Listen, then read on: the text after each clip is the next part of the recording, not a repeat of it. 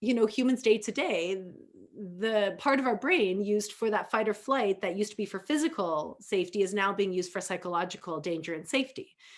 And so sometimes it does feel like it's life or death when we feel our identity, or yeah, just our psychology is under attack. And I felt that a lot as an athlete, that if I don't perform, if I don't um be inspired and motivating all the time, like this idea of who I was, if I didn't live up to that, that it literally felt like life or death. And the overwhelming response, that fight or flight response. And so I think that, psychological safety is something we really have to consider these days. We're experiencing more stimulus than ever.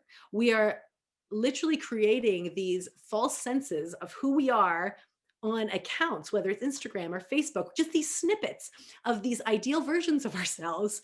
And how are we supposed to live up to that? So I think that, one, not living in physical danger on a regular basis is giving our brain this whole ton of energy to put into this other area of this psychological safety. And it's just going rampant, especially when we have pressures and expectations and creating online presence and identity that's not really something that's realistic to live up to. So I think that I'm so glad you brought it up. And I think that it's something that it's very hard to feel like we belong if we feel psychologically unsafe. Psychological safety. I think that's where the everyone included comes in, and that who you surround yourself with.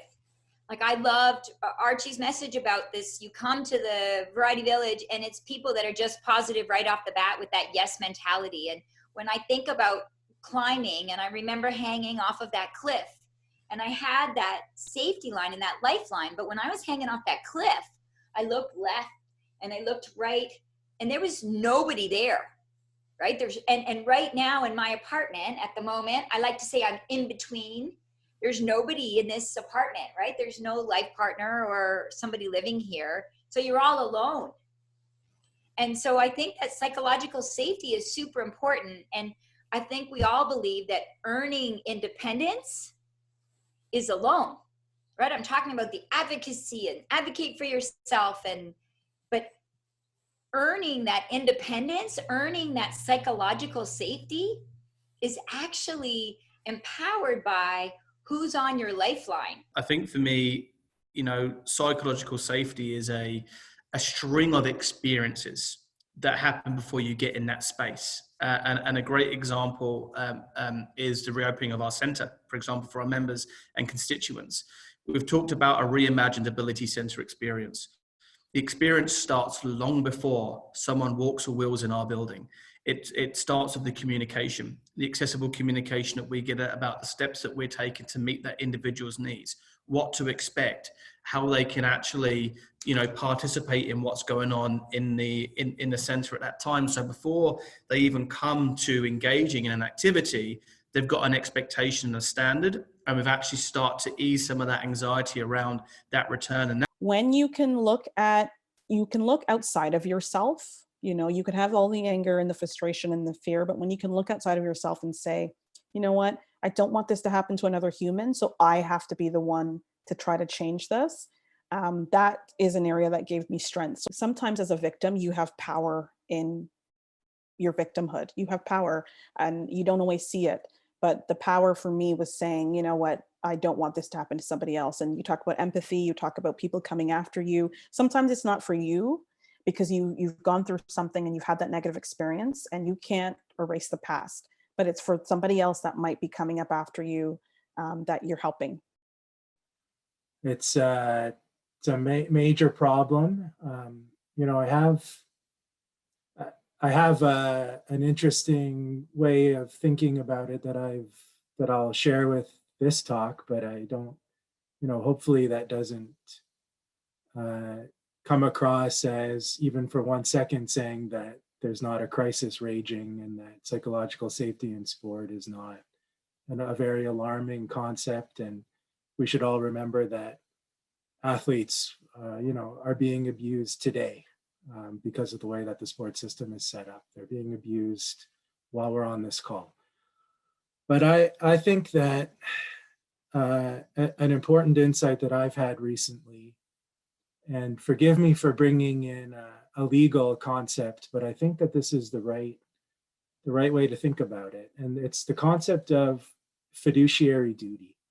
I think that if the sports system can turn its mind more to fiduciary duty, then we're going to achieve a lot more psychological safety. And I think that we have an important opportunity to do that, in the 3 or 4 weeks of the games period as well. So fiduciary duty means that if you have a fiduciary duty to somebody, that means that you have to act as if you are that person. You have to act in their best interest. And this is a concept most familiar to lawyers or accountants.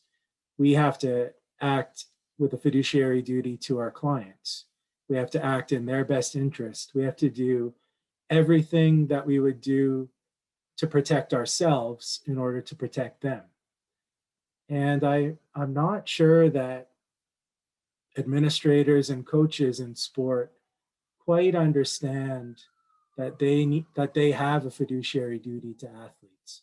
So I know I'm personally committed as assistant chef de mission to fight hard to not lose sight of the fact that I have a fiduciary duty to every individual athlete, coach, team member at Tokyo 2020.